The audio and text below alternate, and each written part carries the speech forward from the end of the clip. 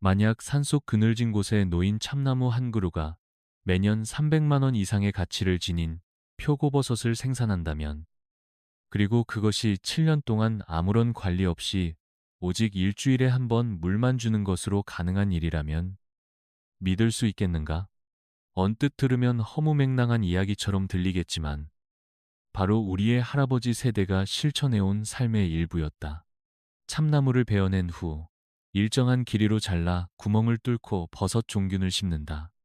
이후 그 나무는 자연의 품에서 조용히 버섯을 키운다. 별다른 관리도 필요 없다. 계절의 흐름에 따라 때가 되면 구멍마다 탐스러운 버섯이 자라난다. 이 단순하고도 지혜로운 방식은 산업화 이전 한국 농촌의 평범한 일상이었다. 하지만 지금은 그 존재조차 모르는 이들이 많다. 왜 이 소중한 기술이 잊혀졌을까? 누가, 어떤 구조가 우리에게 이 방식이 구식이며 비효율적이라 가르쳤는가? 그리고 왜 여전히 산촌의 어르신들 중 일부는 이 기술을 포기하지 않고 지켜왔을까? 이 이야기는 바로 그러한 물음에서 시작된다. 자연과 조화롭게 살아가며 생명의 순환 속에서 식량을 얻는 방식. 그것은 단지 오래된 농법이 아니라 우리가 다시 돌아가야 할 방향일지도 모른다. 지금 우리는 단지 식량을 얻는 법을 다시 배우는 것이 아니라 삶의 리듬과 자연의 지혜를 회복하는 여정을 시작하려 한다. 그 여정의 중심에는 바로 한 가정의 이야기가 있다. 경북 봉화의 깊은 산골. 아버지 민수 씨는 해마다 겨울이 오면 참나무를 베어 일정한 길이로 자른 뒤 조심스럽게 구멍을 뚫는다. 그의 손은 이미 수십 년간 이어져 내려온 감각을 기억하고 있었다. 그 구멍마다 표고버섯 종균을 넣고 치즈 왁스로 덮으며 나무의 숨결 속에 생명을 심는다. 이 모든 과정은 그가 어린 시절 아버지로부터 배운 그대로다. 민수 씨의 아버지 역시 그 아버지에게 배웠다. 그렇게 대대로 전해져 내려온 나무들이 지금은 그의 뒷마당, 숲 그늘 아래 줄지어 서 있다. 그 곁에는 이제 고등학교를 막 졸업한 아들 지훈이 있다. 처음엔 스마트폰과 도시의 삶에 익숙해져 있던 지훈은 이 모든 과정이 낯설고 귀찮게 느껴졌다. 하지만 봄비가 내린 후 며칠이 지나 아버지가 말없이 가리킨 나무들에서 통통하게 자라난 갈색 버섯들을 본 순간 그는 무엇인가 뭉클한 감정을 느꼈다. 매끈한 껍질 아래로 퍼지는 향. 자연이 선물한 이 작은 생명체가 단지 먹을거리 그 이상이라는 것을 알게 되었다. 아버지는 조용히 말했다. 이건 단순한 재배가 아니라 우리 집의 시간이야. 할아버지부터 이어온 시간. 이제 네가 받아야 할 차례다. 지우는 천천히 고개를 끄덕였다. 그렇게 한 세대의 기억이 또 다른 세대에게 스며들며 나무와 함께 버섯도 자라고 있었다. 이 이야기가 특별한 것은 아니다. 한국의 많은 산촌에서 그렇게 소리 없이 이어지는 생명의 흐름이 있었고 지금도 어딘가에서는 계속되고 있다. 지훈이 아버지의 말을 가슴에 새기고 나무 곁을 지키기 시작하면서 그는 문득 이런 생각을 하게 되었다. 이렇게 단순한 방식으로도 식량을 얻을 수 있다면 굳이 값비싼 장비나 복잡한 기술이 필요한 것일까? 아버지 민수 씨는 조용히 웃으며 말했다. 저 나무 한 그루에서 나오는 버섯만으로도 해마다 50에서 100만 원 이상의 수익을 올릴 수 있단다. 그것도 한 해에 3번에서 4번씩 수확이 가능하고 7회 정도는 너끈히 간다. 계산해보면 한 그루가 총 30에서 60kg의 버섯을 생산하는 셈이다. 표고버섯은 킬로그램당만 5,000원에서 2만 원까지 거래되니 한 그루의 가치는 정말 놀라운 것이다. 무엇보다 이 모든 것이 뒷산에서 잘 나온 참나무 하나, 종균 몇 개, 그리고 매주 한 번 뿌리는 물로 이루어진다. 반면 도시에서 흔히 접하는 실내용 버섯 키트는 초기에는 빠르게 수확할 수 있으나 단 한두 번의 수확 후에는 다시 새로운 재료를 사야 한다. 그때마다 드는 비용은 적지 않고 종균도 매번 구매해야 하며 무엇보다 기계로 제어되는 온도와 습도를 유지하기 위한 전기요금까지 더하면 그야말로 반복되는 소비의 구조다. 지우는 고개를 끄덕이며 말했다. 아버지, 결국 나무가 더 경제적인 것 같아요. 민수 씨는 그 말에 다시 미소 지었다. 이건 단지 돈의 문제가 아니라 자연과 함께 숨쉬며 살아가는 방식이기도 하단다. 그렇게 아들은 숫자 속에서 삶의 가치를 배우고 있었다. 그리고 그 가치는 다음 이야기를 통해 더욱 뚜렷해지기 시작했다.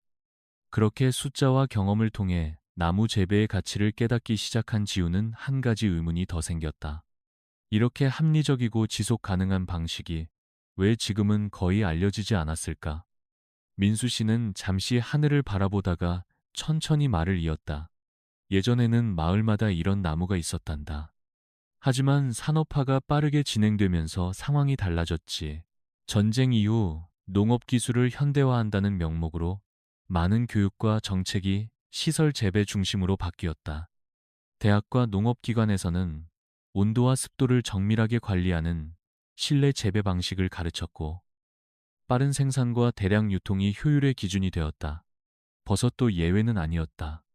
비닐봉지에 톱밥 배지를 넣고 재배하는 방식은 몇 주 만에 수확이 가능했고, 시장에 빠르게 공급할 수 있었다.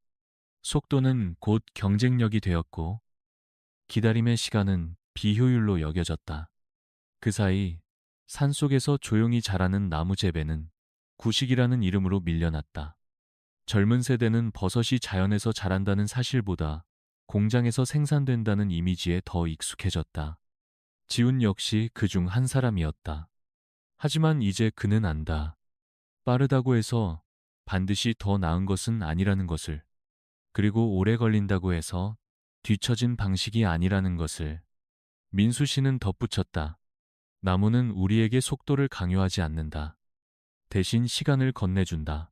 그 시간 속에서 나무는 천천히 영향을 내어주고 우리는 그 결실을 받는다.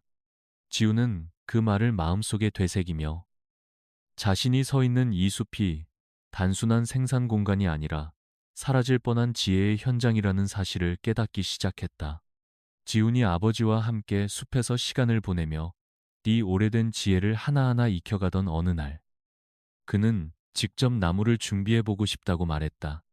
민수 씨는 말없이 도끼와 드릴을 건네주며 나지막이 말했다. 제대로 배우려면 손부터 움직여야 한단다. 지훈은 겨울이 깊어갈 무렵 잎이 모두 떨어진 참나무를 골라 1m 길이로 자르고 지름은 10cm에서 15cm 정도 되는 굵기로 정돈했다. 아버지는 이 시기가 가장 중요하다고 강조했다.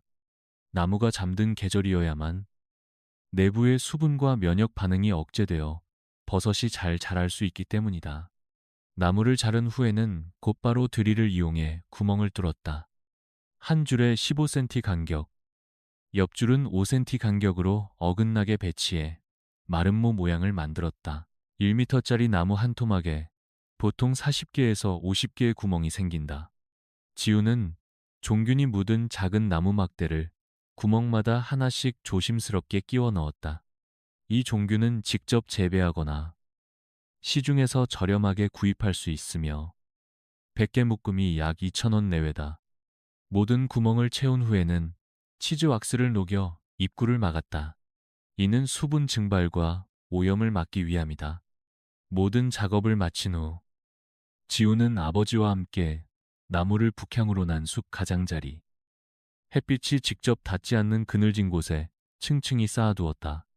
아래에는 돌이나 받침대를 놓아 지면과의 직접 접촉을 피했다. 이 상태로 나무는 12개월에서 18개월 동안 조용히 균사체를 키워낸다. 이 기다림은 인내의 시간이지만 수확이 시작되면 전혀 다른 세계가 펼쳐진다. 일정 시간이 지나면 나무를 찬물에 하루 정도 담가 충격을 주는데, 이는 버섯에게 장마철을 착각하게 하여 열매를 맺게 만드는 것이다. 5일 정도 지나면 구멍과 껍질 사이에서 통통하고 윤기 있는 표고버섯이 돋아난다. 수확할 때는 손으로 살짝 비틀어 따야 한다. 칼로 자르면 줄기 일부가 남아 썩기 쉬워지기 때문이다. 수확 후에는 최소 6주에서 8주간 휴식기를 두고 다시 찬물에 담가 또 한 번의 수확을 유도한다. 이렇게 하면 한 해에 3번에서 4번까지도 수확이 가능하다. 지우는 이 모든 과정을 몸으로 익히며 버섯이 단순한 재배 대상이 아니라 자연과 호흡하며 만들어내는 생명의 결실이라는 사실을 더욱 깊이 이해하게 되었다.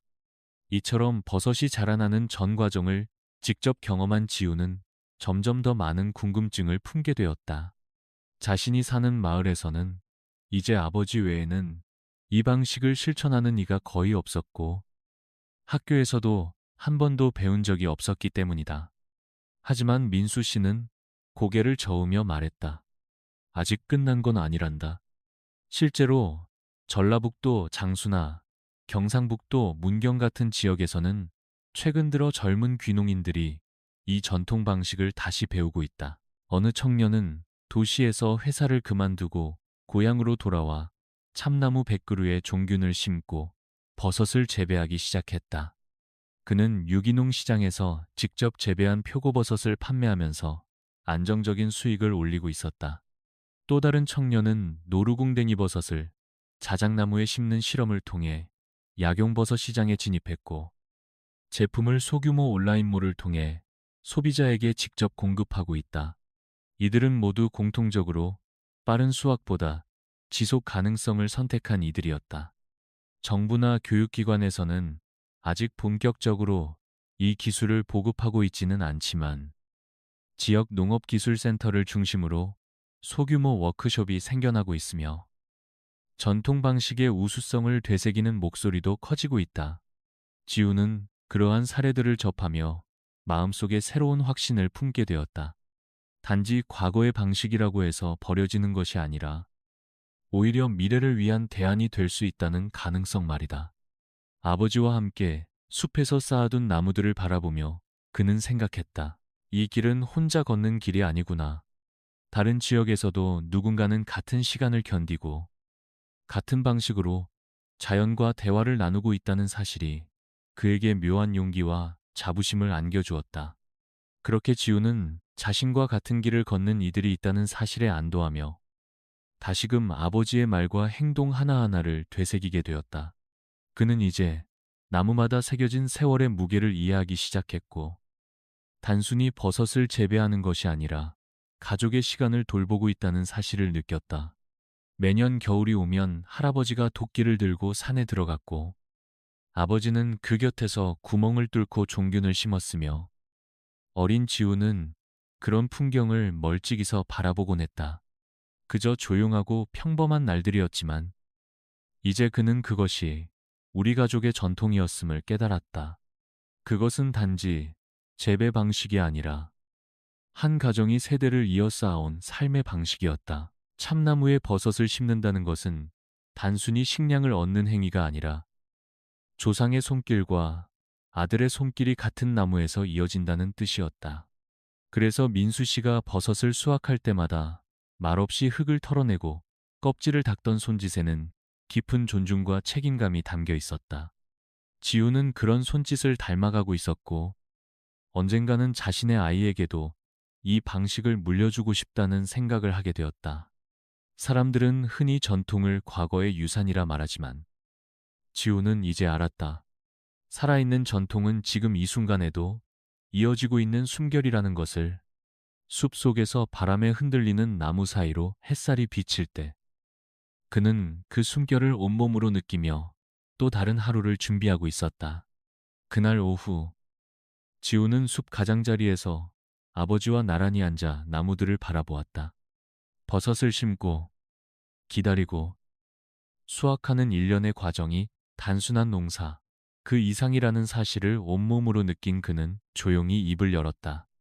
아버지, 이건 진짜 삶이네요. 민수 씨는 고개를 끄덕이며 말했다. 그래? 이건 우리가 자연과 함께 살아가는 방식이지. 단순히 버섯 몇 킬로그램을 얻기 위한 일이 아니라 세월을 품고 자연의 흐름을 따르는 일이란다. 그렇게 두 사람은 말없이 같은 방향을 바라보았다. 표고버섯은 물론 노루궁뎅이 버섯이나 영지버섯처럼 다양한 종을 심으면 생산도 다채로워지고 마을 장터나 건강식품 시장에서도 좋은 반응을 얻을 수 있다는 점도 이제 지우는 이해하고 있었다. 중요한 건 속도가 아니라 지속성, 외형이 아니라 본질이라는 아버지의 말이 이제는 마음 깊숙이 자리 잡았다. 만약 이 이야기를 들은 당신이 뒷산 어딘가에 쓰러진 참나무를 떠올렸다면 지금이 바로 시작할 때다. 도끼 하나, 드릴 하나, 그리고 몇 개의 종균만 있으면 된다. 그리 어렵지 않다. 어렵다고 느꼈다면 아마 누군가가 어렵다고 믿게 만든 것뿐이다. 우리는 다시 선택할 수 있다. 빠르게 소비하고 버리는 삶이 아니라 느리지만 단단히 뿌리 내리는 삶을. 오늘 당신이 심은 한 그루의 나무는 내년부터 6해, 7해 동안 풍성한 결실을 줄 것이다. 그리고 그 결실은 단지 식탁을 채우는 것이 아니라 가족의 기억과 전통을 되살리는 씨앗이 될 것이다. 언젠가 지훈처럼 당신의 아이가 그 나무 곁에 서서 말할 것이다. 아버지, 이건 진짜 삶이네요. 그리고 그 순간 오래된 미래는 다시 지금 이곳에서 숨을 쉬게 될 것이다.